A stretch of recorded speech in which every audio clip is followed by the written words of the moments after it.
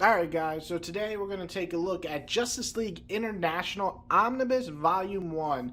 And I have to say, this was a pretty interesting book for me. I had no expectations. I didn't even really know much about it other than hearing in passing that in 1986, when everything was getting a bit more dour, a bit more serious, a bit more realistic in comics, Justice League International kind of went the other way and made more of a funny sitcom feel to it.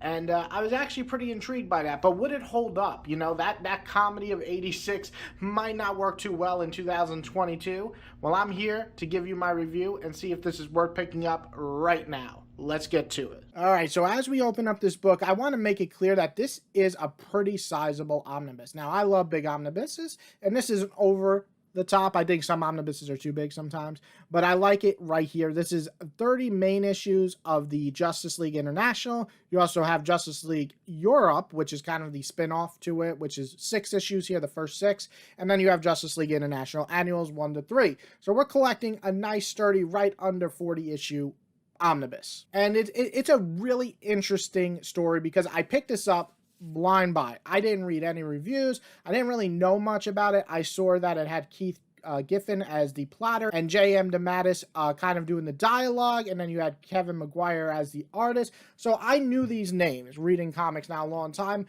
but I had no expectation of this comic. I just jumped in and hoped for the best. And guess what, guys? This was one of the best surprise omnibuses I think I ever bought in my life. I do think the first arc of this omnibus is the strongest. It's introducing us to the Justice League International and having Batman have a heart attack trying to lead everyone. It's both hysterical and actually makes sense with teammates like Guy, who you just want to punch in the face multiple times. And do not worry, Batman gets that chance. The infamous Bat Punch is in this. And if you don't know what that is, he punched Guy Gardner in the face. It's infamous. Everybody knows it. You get to see it, and it's beautiful. But even just past that, just every interaction with Guy and Batman is perfection.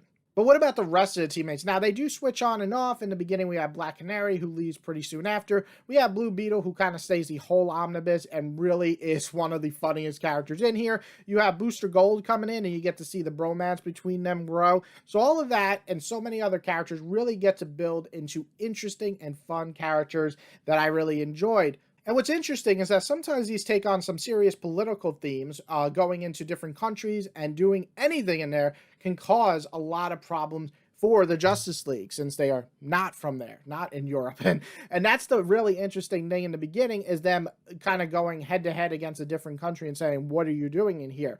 You also have some excellent stories with Blue Beetle and Booster going into like this underground vampire area, which doesn't seem that interesting, but actually is just so good, especially the ending, which is like really somber and really works well for me. It's probably one of my favorite issues in here. And having little storylines, a Beetle getting possessed by Queen Bee, have the formation of the Justice League Europe with the first 6 issues here. It is funny as hell as well, and it's more of a balance, whereas Justice League International definitely leans more on the funny with some good storylines.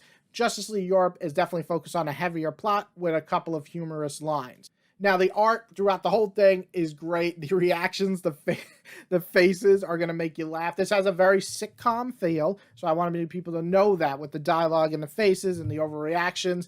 It's really good. Everybody's very quick-witted here. And so if you can acknowledge that and have fun and you don't need some serious storyline, though there are serious emotional beats throughout here, I think you're really going to enjoy this. This is something way different than I expected, and I was having a blast reading it. There are some slower parts. I will say not every issue worked. I thought the annuals were okay. I did not like the second annual. That one really bored me. It was way too long. So I think the annuals are the weakest part, and I think the Justice League Europe, well, it's cool to see them forming. It takes a little while to get going, but the last 2 issues really boosted it up.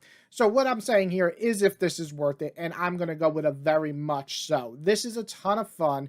Don't take it too serious. This came out at the time every comic was becoming so serious and dour, so it was really nice to see this. And I can't wait to read Volume 2, but for this one, I'm going to give it a nice 4 out of 5.